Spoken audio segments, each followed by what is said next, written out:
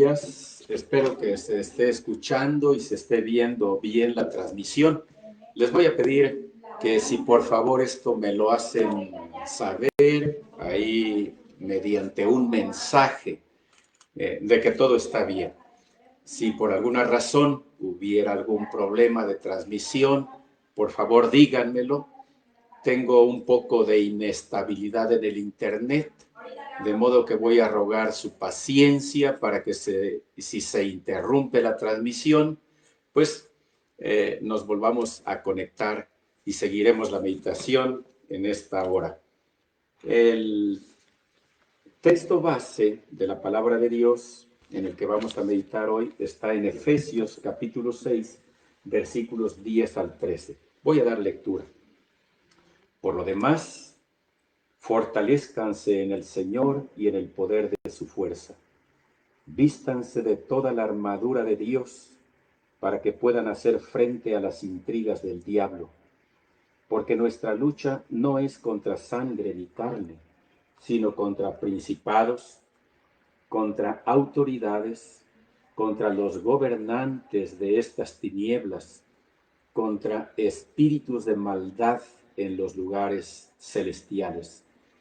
Por esta causa, tomen toda la armadura de Dios para que puedan resistir en el día malo y, después de haberlo logrado todo, quedar firmes. En esta mañana vamos a meditar sobre la lucha espiritual del cristiano. La lucha espiritual del cristiano. Y el texto comienza con un por lo demás. Este por lo demás hace referencia al tema que se venía tratando antes. Es curioso que en un contraste fuerte, el tema anterior trataba de la sujeción, lo cual tiene un tinte de pasividad, aunque no es totalmente pasiva la sumisión, pero sí, comparado con una lucha, pues desde luego que hay una diferencia de contraste ahí muy fuerte. Así es que de la sumisión pasamos a la lucha espiritual del cristiano. Por lo demás, después de haber estado conscientes de este tema de la sujeción delante de nuestro Señor Jesucristo y luego de las casadas a los esposos, de los hijos a los padres, el esposo sujeto a Cristo, Cristo sujeto a Dios y todos sujetos a Cristo. También vimos a los siervos y a los amos en esa relación de sujeción y tanto siervos como amos sujetos a Cristo. Así es que ahora pasamos a esas luchas que el cristiano tiene y es una lucha espiritual, así le estamos llamando, basándonos en el texto número 12. Pero empezamos a observar el versículo 10 cuando dice, fortalezcanse en el Señor y en el poder de su fuerza. Este fortalezcanse tiene la idea, porque como se va a tratar de una lucha, de un enfrentamiento, entonces el luchador o el combatiente necesita estar fuerte, necesita estar fortalecido. Y la base, la fuente de esa fortaleza es el Señor. El cristiano no tiene que buscar fortaleza en otros sitios, en otros lados u otros medios que no sea el Señor. ¿Por qué? Porque es la mejor fuente de fortaleza, el Señor. Claro, habrá otras cosas en las que buscar fortaleza, pero no estamos hablando de fortaleza física, de fortaleza mental, estamos hablando de una fortaleza espiritual. De modo que el cristiano es llamado a fortalecerse en el Señor y en el poder de su fuerza. La palabra poder en el griego, que es el idioma original de este escrito, se podría parafrasear de esta manera. Eh, Aquello que vence toda resistencia. Es ese poder. Aquello que vence toda resistencia. Y esta palabra que está aquí traducida como poder es la misma que es utilizada cuando hace mención al poder de Jesús para sanar y para hacer grandes milagros. Entonces, ¿qué es lo que Jesús hacía cuando sanaba a alguien? Bueno, imaginemos la situación de un leproso, por ejemplo. Un leproso que el Señor quiere sanarlo y el cuerpo que está ya muy afectado por la enfermedad ofrece resistencia a ser sanado. Pero el poder de Jesús, tan grande, no va a encontrar pues ese obstáculo en la resistencia que oponía la enfermedad. Y así también en los señales y milagros que él hizo, como por ejemplo cuando calmó la tempestad, calmó el aire.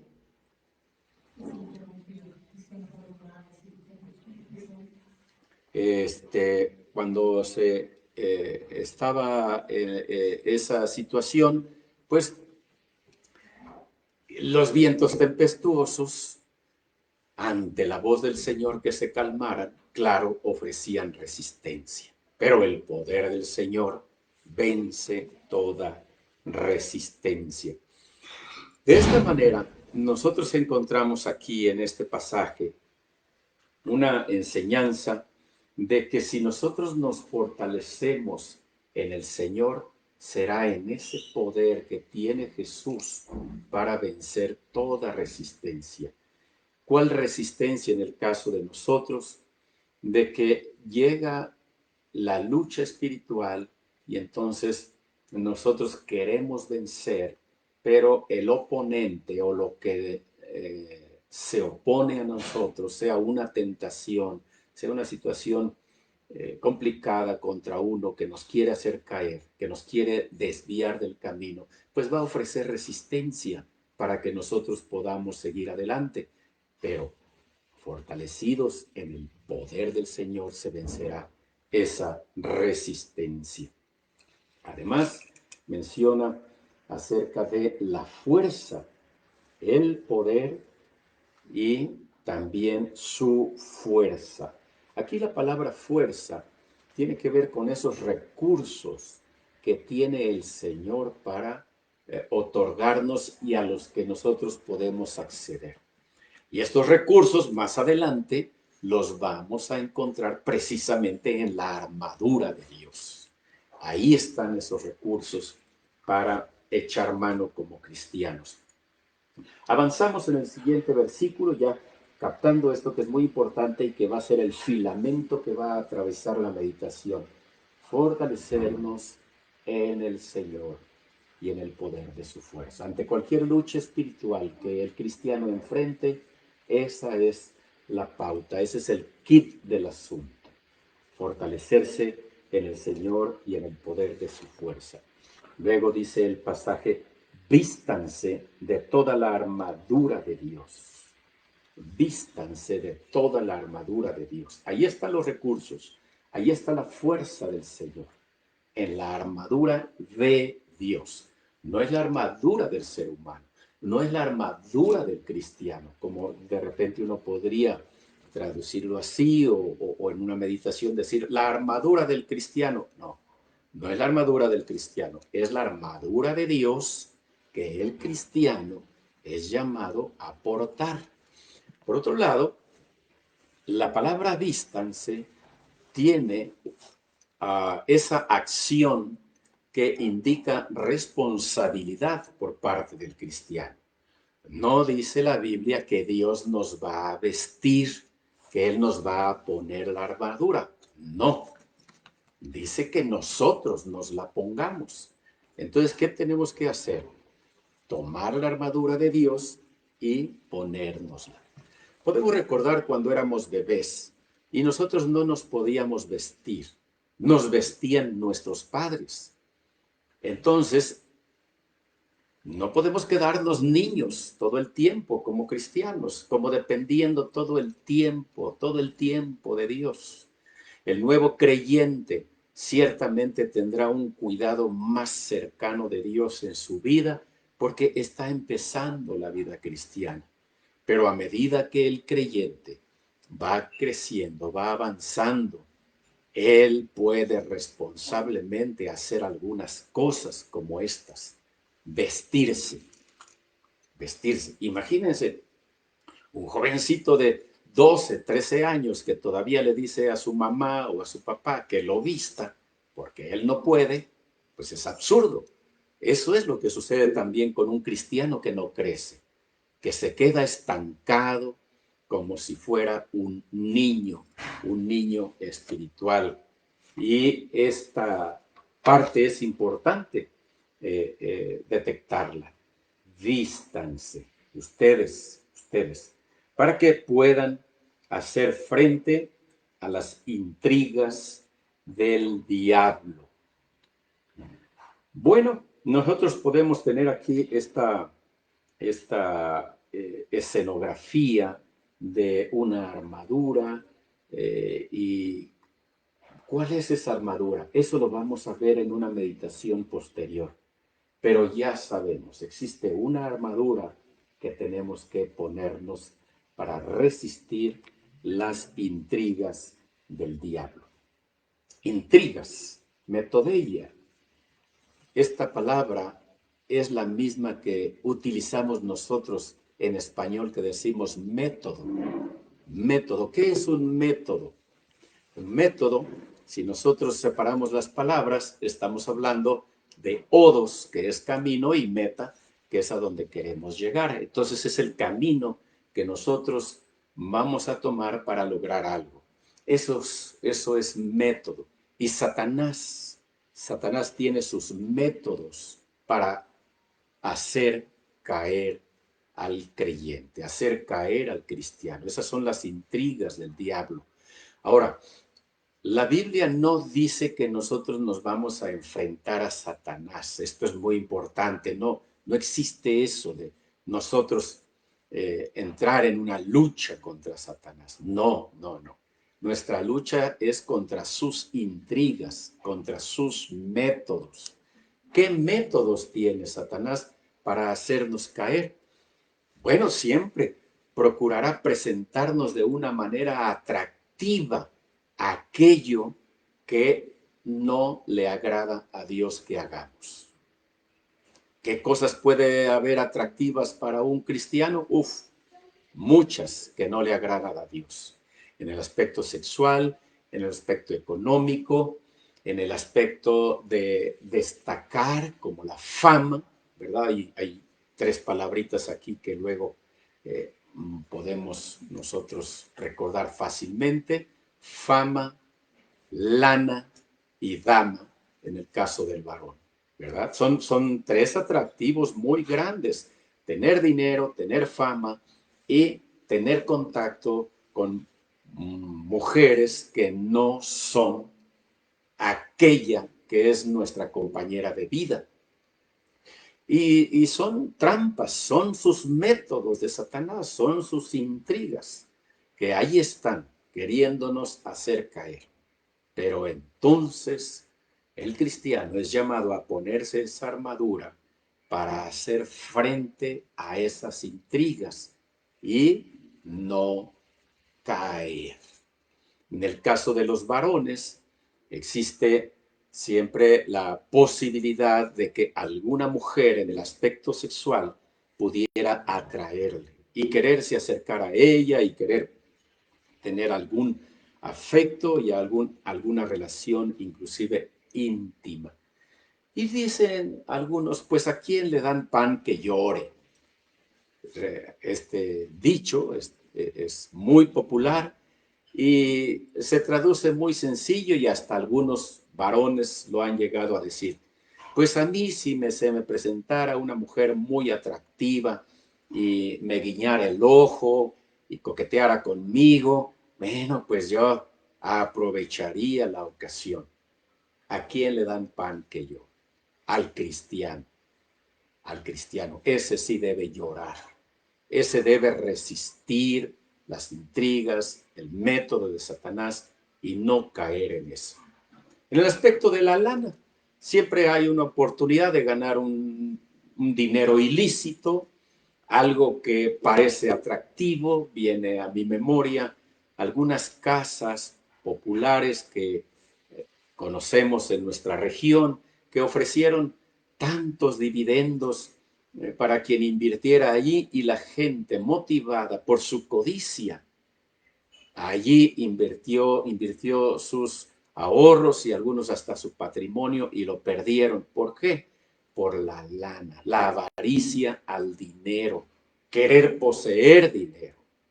Y algunas casas ofrecían que al mes ya podían duplicar lo que estaban invirtiendo.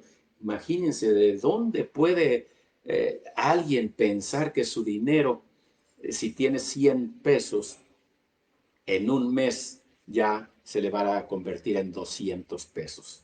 Así, sin trabajarlo, ¿verdad? Sin invertir, no, simplemente por entregarlo y ahí estar pasivamente, yo voy a recibir 200.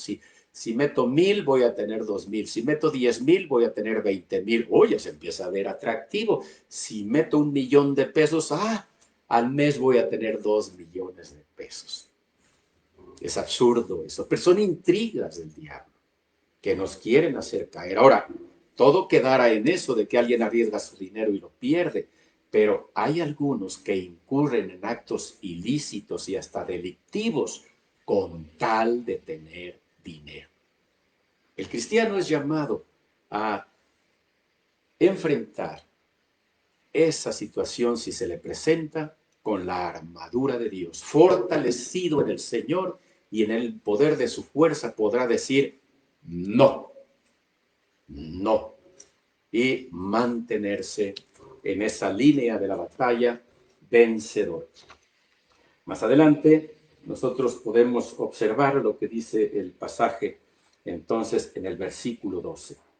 Porque nuestra lucha no es contra sangre ni carne, sino contra principados, contra autoridades, contra los gobernadores de estas tinieblas, contra espíritus de maldad en lugares celestiales.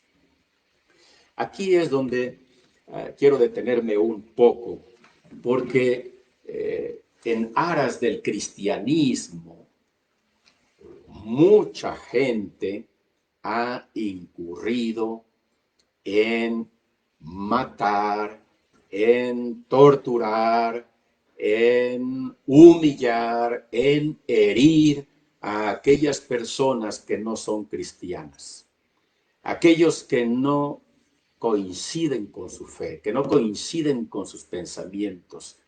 Y esta libertad de conciencia y libertad de creencia está estipulada en nuestra Constitución y aún está también en los primeros artículos de la Declaración Universal de las Naciones Unidas, de la Declaración Universal de los Derechos Humanos que ha emitido esta organización para que todo el mundo ahí coincidamos en estos derechos que son inherentes al ser humano.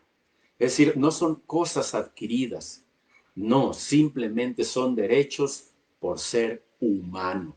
Ese es el asunto. Y la libertad de creencia, la libertad de fe, aún la libertad de salir de una creencia para incursionar en otra, esa es totalmente libre y soberana. De modo que aún, por ejemplo, la libertad de no creer está también. Si alguien no quiere creer en Dios, si él renuncia y no acepta la existencia de un Dios, o renuncia a querer estar ligado a una congregación, a una denominación, a una religión, está en su pleno derecho de hacerlo. Pero al estar yo diciendo estas palabras ustedes podrán recordar cuántas masacres se han cometido respaldados en alguna religión, como si se tratara de guerras santas, ¿verdad? Esto viene a nuestra memoria histórica, esas guerras santas, las cruzadas y toda esta serie de felonías que se han cometido contra el ser humano por la intolerancia religiosa. Ahora, yo quiero decir que cualquier persona, cualquier religión, cualquier institución, cualquier país que se haya hecho llamar cristiano y haya lastimado gente en nombre de Cristo, no es cristiano, nunca fue cristiano, porque Cristo Jesús, su prédica, su doctrina, es de una enseñanza muy distinta que lastimar al prójimo. ¿O no viene a nuestra memoria aquellos 10 mandamientos que se resumen en 2, que es amar al Señor con todo el corazón y el otro, amar al prójimo como a uno mismo? Este es el mensaje generalizado de Cristo Jesús para sus seguidores. De modo que si alguien se dice cristiano o se dijo cristiano y lastimó a alguien en aras o respaldado en su cristianismo, ese cristianismo es falso.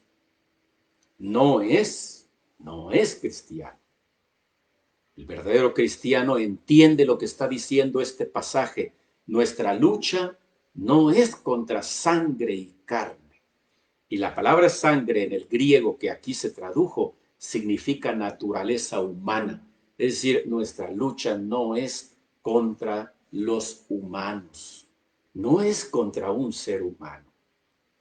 Nuestra lucha es espiritual, contra sangre y carne. Cuando menciona carne, bueno, esta es una figura literaria que se utiliza para mencionar una parte del todo, y carne se refiere al cuerpo. Es decir, nuestra lucha no es cuerpo a cuerpo.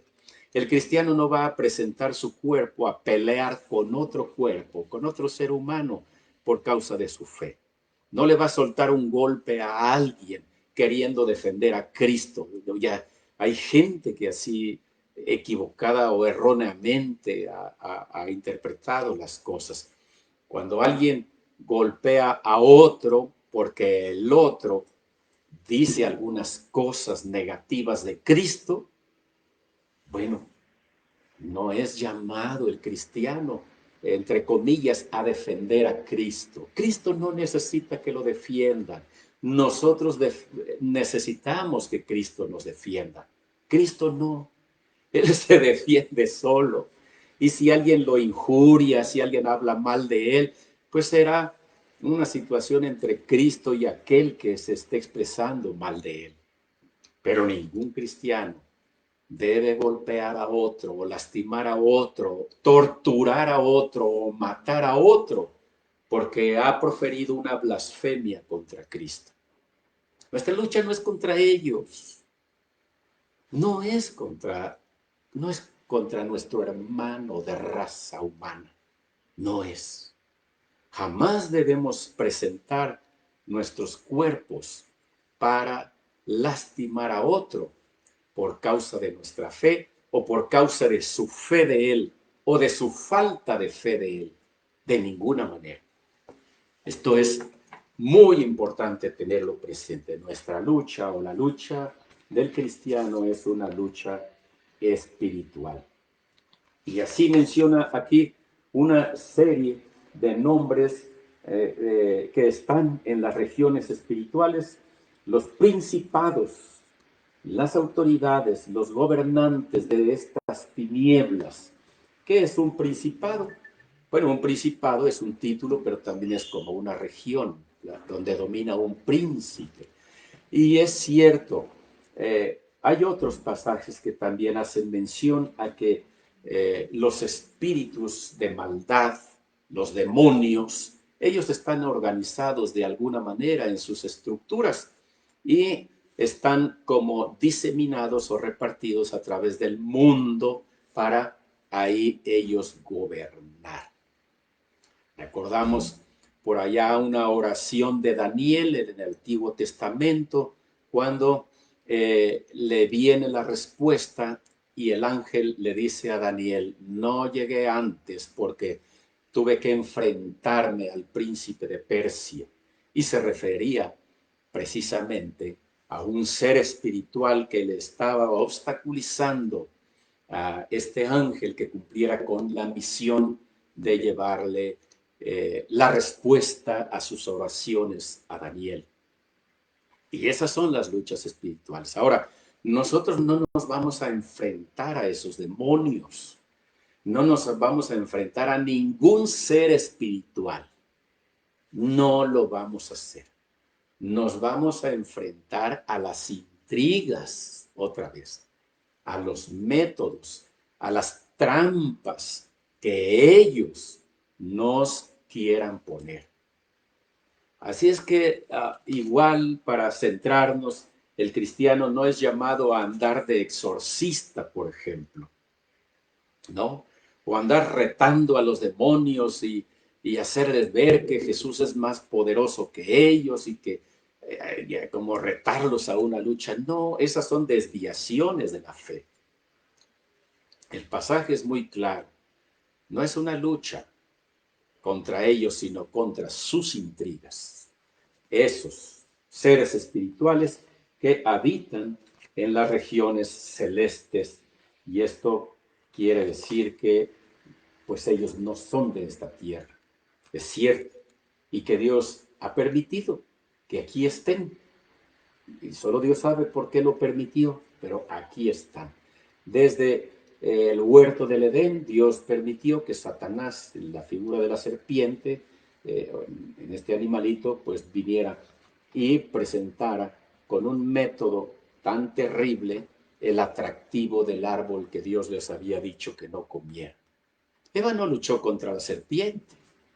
La serpiente no la atosigó y le quiso estrangular el cuello ni nada de eso, no. La lucha de Eva fue contra la intriga de la serpiente y perdió Eva. ¿Por qué? Por no fortalecerse en el Señor. Ella tomó su decisión libre, ni siquiera se la comunicó a su marido, no se la comunicó, simplemente ella tomó la decisión y entonces estuvo en una situación más vulnerable.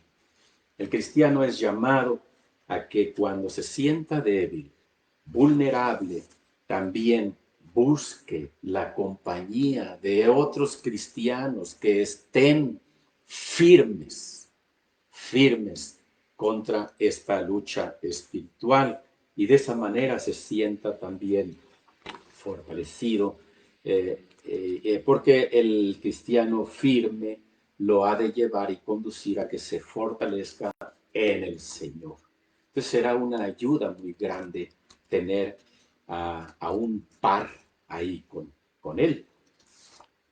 Así pues, estos principados y autoridades y gobernantes son gobernantes de estas tinieblas, de este mundo caído en el que vivimos, donde el pecado abunda, damos vuelta a la esquina y nos encontramos con él. Estas tinieblas, este es el dominio de los demonios que quieren hacer caer al cristiano. Al que no es cristiano, pues ya está en sus garras, está cegado en su entendimiento y piensa que las cosas que está haciendo están bien, está allí en la trampa, están entrampados y la única manera de salir de ahí es voltear a ver a Jesús, pedir perdón por sus pecados y creer que Jesús verdaderamente es quien dijo ser el Salvador, el Cordero de Dios que quita el pecado del mundo. Pero mientras una persona no voltea a ver a Jesús, que es el que venció el pecado y venció a Satanás, venció todas sus intrigas, mientras no voltea a ver a él, mientras no crea en él, mientras no entregue su vida a él y le diga: Señor, perdóname, Aquí estoy en tus manos, dirígeme, por favor. Y no solamente dirígeme en esta vida, sino dirígeme también en la vida eterna. Porque como Jesús dijo, yo soy el camino y la verdad y la vida. Nadie viene al Padre si no es por mí. Y el Padre está en los cielos, el Padre es la vida eterna. Cuando nosotros muramos, si hemos creído en Jesús, si hemos rendido nuestras vidas a Él, Él nos ha de llevar al Padre y habitar con el Padre por toda la eternidad. El que cree en mí, dijo Jesús, tiene vida eterna. El que no cree en mí ya es condenado porque ha rechazado al Hijo de Dios. ¿Y por qué se rechaza a Jesús? Porque se está a gusto con ese estilo de vida de estas tinieblas. En estas tinieblas, en este mundo caído, en este pecado, es sabroso estar allí, es atractivo estar ahí. Y por eso mucha gente no quiere dejar eso. Los adulterios son atractivos. ¿Cuántos hombres y mujeres no se jactan de haber traicionado a su cónyuge y de tener un nuevo amor? Es atractivo esto. Y algunos que no han incurrido en esa área los escuchan y como que también les brillan los ojos sobre la posibilidad de tener una experiencia también adúltera. Es atractivo. Y el cristianismo en ese sentido no es atractivo, porque dedicarse fielmente a su esposa, dedicarse fielmente a su esposo, criar a los hijos en el temor de Dios, resistir las acechanzas del diablo y no ir con la corriente de este mundo, no es atractivo. Lo más atractivo del cristiano es Jesús mismo, su persona. Él sí es atractivo, porque su enseñanza de amor y de una alta ética está por encima de lo que hay en este mundo. Y si le podemos llamar así también, ¿no es acaso atractivo pasar a la vida eterna con Dios? Esto es lo más atractivo que nosotros podemos imaginar. Limpios de nuestros pecados porque Cristo Jesús murió por nosotros, poder estar por toda la eternidad con Dios. Ese atractivo debiera oscurecer cualquier otro atractivo de las tinieblas. Por eso el cristiano es llamado a mantenerse firme, como dice aquí el texto en el versículo 13. Para terminar, analizamos este. Por esta causa, ¿por cuál causa? Por esa causa de todos estos demonios que habitan en los lugares celestiales, que son demonios, espíritus de maldad que quieren hacer caer al cristiano. Por esa causa, por esa intención, por esos métodos del diablo para hacernos caer, por esta causa, tomen toda la armadura de Dios. Y otra vez, tomen. Es una responsabilidad. Tomen. Acérquense a esos recursos espirituales que tiene el Señor. Acérquense y tomen. Tomen toda la armadura. Dice, toda la armadura. No dejen alguna de ellas. Todos los elementos de la armadura son importantes. La armadura de Dios, que vamos a ver en detalle en otra meditación subsiguiente. Pero ahí está otra vez la responsabilidad. Tomen toda la armadura de Dios. Y otra vez, armadura de Dios. No es la armadura del cristiano, no. La armadura es de Dios. Se la va a poner el cristiano, sí, pero no es de él, es de Dios. Los recursos no son del cristiano, son recursos de Dios. Entonces el cristiano es invitado o exhortado aún a tomar esos recursos para que puedan resistir en el día malo, en ese día malo de la tentación, en ese día malo donde los métodos de Satanás nos quieren atrapar, alcanzar. Y después de haberlo logrado todo, es decir, después de haber vencido, estar firmes. Y la palabra firmes no es exactamente el firmes de la milicia que nosotros conocemos, ¿verdad? Porque firmes es firmes, así quietos. No tiene este sentido ahí la escritura. Más bien podemos decir estables, estables, porque no es firmes de quietud, no. Nosotros seguimos caminando, avanzando en la vida cristiana, en el camino de la santidad. Ahí vamos, creciendo cada día más, siendo mejores delante de Dios. Ahí vamos avanzando y vamos caminando estables, firmes, sin movernos, que nos desequilibren, que nos saquen del camino. Eso es lo que significa aquí firmeza. No es quietud, no es estatismo, es acción, pero con estabilidad, o estabilidad, pero con acción. Que Dios nos bendiga y que nosotros podamos aprovechar lo que la palabra de Dios aquí nos enseña y recuérdenla, ténganla en sus mentes porque nos va a servir desde luego como antecedente para continuar la meditación en los siguientes versículos en la próxima. Que Dios nos bendiga, que tengan un feliz día del Señor y que podamos tener esto, ¿verdad?